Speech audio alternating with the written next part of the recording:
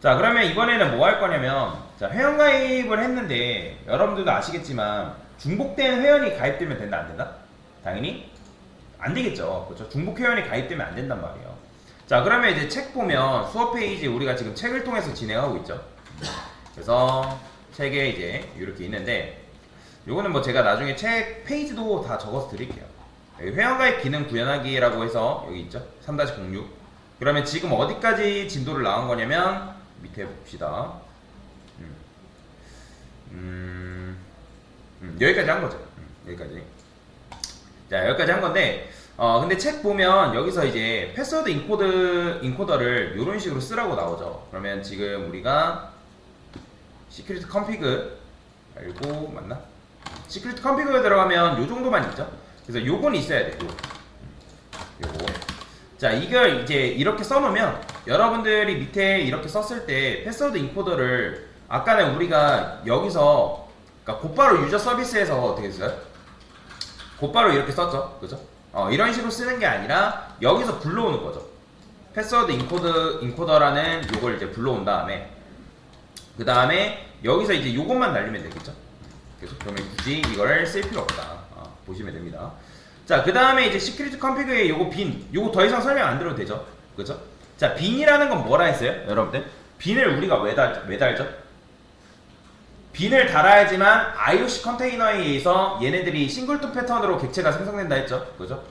기억나셔야 됩니다. 스프링부트는 내부적으로 IOC 컨테이너라는 걸 사용하기 때문에 우리가 객체 생성이 필요할 때, 이 빈이라고 달아놓은 것들은, 그러니까 빈이라고 어노테이션으로 등록해 놓는 것들은 뭐다? 해당 객체가 IOC 컨테이너에 의해서 관리가 되고, 싱글톤이기 때문에 프로그램이 실행되면 그때 객체가 만들어지는 거죠. 그죠? 그러니까 옛날에 우리가 자바 수업 배웠을 때 스태틱과 비슷하다고 보시면 돼요. 스태틱이 언제 만들어진다 했어요? 프로그램이 실행되면서 그때 만들어진다 했잖아요. 그죠? 그래서 우리가 객체를 이제 프로그램이 실행되면서 그때 한 번만 만들어 놓으면 공유 자원으로서 사용할 수 있다고 말씀드렸죠. 그래서 얘가 있는 거예요. 자, 빈 들어가 보면 이제 빈도 이제 이런 식으로 되어 있는데 뭐 요거 내부적으로 뭐 어떻게 되는지 굳이 그건 몰라도 됩니다. 그래서 빈이라고 등록해 놓으면 얘네들은 IOC 컨테이너에 의해서 관리되는 객체구나. 이 정도만 이해하셔도 돼요. 자, 그 다음에 이제 이렇게 하시면 되고, 여기까지는 했죠? 여기까지 했고, 밑에 보면 컨트롤러 생성도 했고, 회원가입 템플릿도 구현했고, 자, 그 다음에 이제 여기까지 기능 확인했는데, 자, 지금 여러분들이 뭘 안 했냐면 중복 회원 가입을 방지를 안 했다는 거죠. 그러니까 여러분들이 여기서 로그인 폼에서, 그러니까 회원가입 폼에서 우리가 여기서 이제 유저 1이라 쓰고, 그 다음에 비밀번호를 1, 2, 3, 4 똑같이 썼어요. 1, 2, 3, 4. 그 다음에 유저 1. 자, 이렇게 쓰면 어떻게 된다? 곧바로 에러 난단 말이에요. 왜 에러 나요? duplicated entry. 그러니까 일단은 이제 유저 네임도 문제가 있지만 이메일도 마찬가지로 중복 회원 가입이 되면 안 되죠. 그죠? 그래서 유저 네임과 이메일은 중복된 회원으로 가입하면 안 되잖아요. 왜 그렇죠? 얘네들이 기본적으로 뭐가 걸려 있어요? 우리가 스프링부트 JPA에서, 그러니까 JPA에서 알아서 이제 여러분들이 이렇게 쿼리가 날아가면 유니크 인덱스가 걸린다고 말씀드렸잖아요. 근데 유니크 인덱스가 뭐에 의해서 걸려요? 여러분들이 지금 보시면 유저의 사이트 유저 들어가면 엔티티에 보면 여기 유니크 인덱스 이렇게 걸어놨잖아요. 그러니까 여러분들이 여기다가 컬럼 이렇게만 쓰게 되면 뭐예요? 알아서 유저네임 이메일과 유니크 인덱스가 걸린다 했죠. 그렇죠? 그렇게 되면 여러분들이 셀렉트 말고, 그러니까 디스크립션 해가지고 퀘스천 말고 사이트 유저 확인해보면, 유저 확인했을 때 여기 보면 유니크 인덱스가 내부적으로 이런 식으로 걸려 있습니다. 그죠? 이메일과 유저네임. 그렇기 때문에 중복 회원이 뭐다? 당연히 가입이 안 되겠죠. 자, 그래서 중복 회원 가입 방지를 위해서 뭘 쓰라고 하냐면 요걸 쓰래요. 자, 그럼 요거 일단 그대로 복사를 해볼게요. 어디 있어요? 유저 컨트롤러죠. 유저 컨트롤러 들어가면 얘가 지금 이렇게 되어 있는데 요걸 쓰라고 합니다. 자, 그러면 이제 요거는 아까 말씀드렸던 것처럼 유저 서비스에서 이제 생성하는 거고, 그죠? 그러니까 이거는 이제 만드는 거잖아요. 그래서 유저 네임과 이메일과 그 다음에 이제 패스워드 정보 이제 이렇게 넘겨주면 되는 거고. 근데 여기서 이제 데이터 인터그리티 뭐 이런 식으로 뭐가 나오는데 뭐 예처리죠, 예처리. 그죠? 얘는 이제 뭐냐면 스프링 데이터 JP에서 데이터베이스의 무결성이라는 게 있습니다. 무결성. 그러니까 무결성이라는 건 뭐냐면, 그러니까 말 그대로 여러분들이 뭐 보유해야 된다. 그러니까 해당 데이터는 뭐가 돼야 된다? 보유해야 된다라고 보시면 되거든요. 그래서 여기 보면 이런 게 있어요. 그래서 변경, 삭제, 손상되지 않도록 보장하는 거죠. 그렇죠?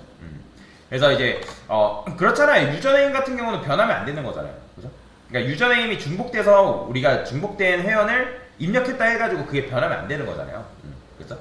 그래가지고 이런 에러가 발생하면 실패했다. 그래서 이미 등록된 사용자라고 해가지고 마인정 리절트에다가 이제 요 에러 메시지를 담아주는 거죠. 그러니까 요것도 그냥 몰라도 돼요. 그러니까 요거는 어쩔 수 없이 요 부분 같은 경우는 그냥 통째로 외우는 수밖에 없거든요, 여러분들이. 그러니까 요걸 하나하나 세세하게 분석할 필요는 없습니다. 이런 게 있구나. 또는 여러분들이 나중에 이제 실제 프로젝트 만들 때는 AI한테의 도움을 받아가지고 요런 기능들은 AI한테 맡기는 거예요.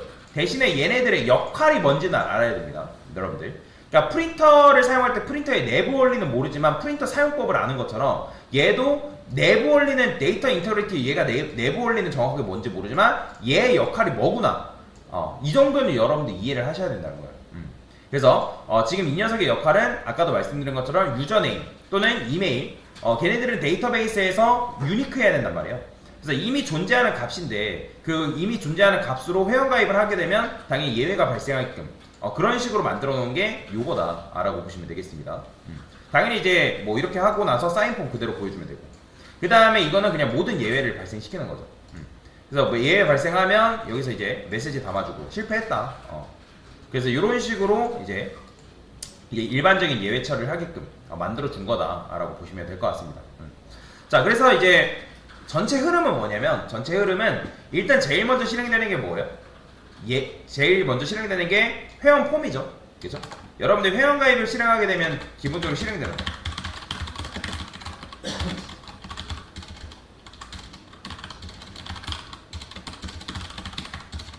자, 로직의 순서. 그죠? 로직의 순서가 어떻게 돼요? 제일 먼저 패션, 패션이 아니죠. 유저 컨트롤러인가요? 유저. 자, 이 유저 컨트롤러에서 뭐가 실행돼요? 크리에이트라는 메서드가 실행되겠죠.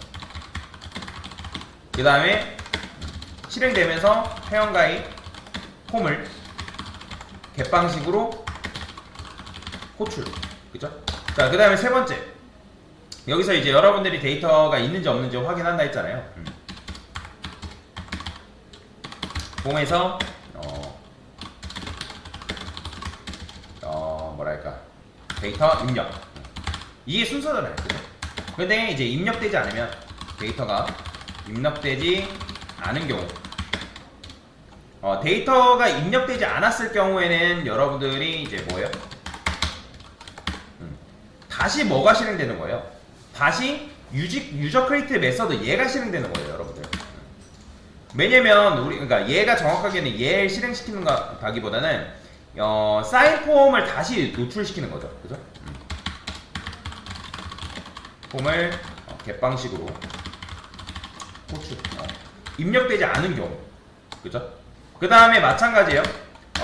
요거는 이제 입력이 이렇게 쓸까요? 입력이 제대로 이루어지지 않은 경우. 그러니까 여러 가지 경우의 수가 있죠. 그래서 안 되면 회원가입 폼을 갯방식으로 다시 호출하고, 그죠? 이렇게만 쓸까요? 요거는 여러분들이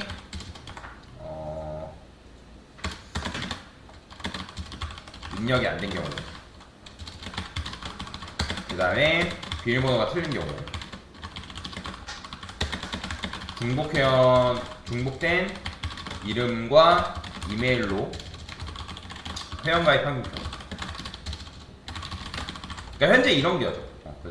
자, 그 다음에 이제 이렇게 하고 제대로 이제 이루어졌어요. 폼에서 데이터가 제대로 입력되고, 여러분들이 버튼을 눌렀을 때 제출 폼인가요?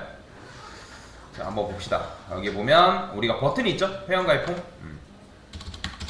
회원가입 버튼을 누른 경우, 자, 뭐가 실행되는 거예요?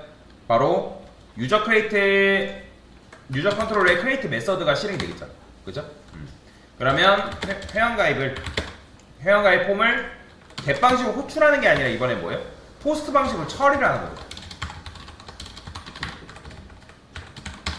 데이터 처리를 한다. 자, 그러면 데이터 처리를 하면서 여러분들 그냥 이제 입력하고 그냥 단순히 데이터가 처리되나요? 아니죠. 단순히 데이터가 처리되는 게 아니라 여기서 이제 여러분들이 회원가입을 하게 되면 기본적으로 유저 서비스 얘가 실행됩니다. 얘. 유저 크리에이트 여기는 이제 회원 정보가 들어가겠죠.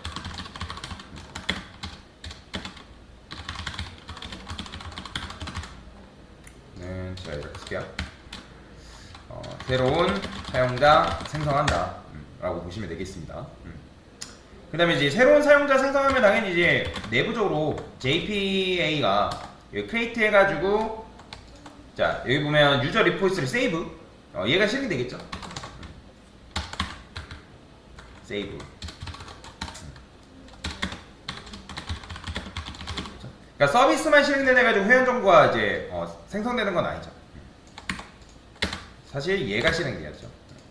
얘가 실행되면서 이제 DB에 내부적으로 insert query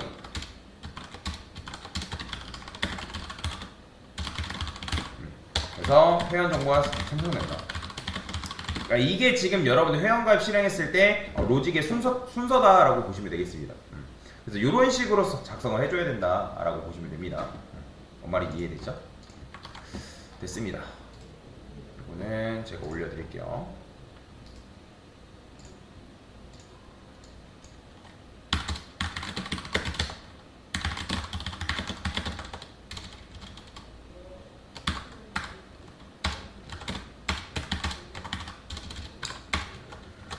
중고 회원가입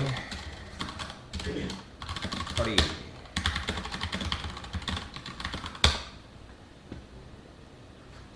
됐습니다.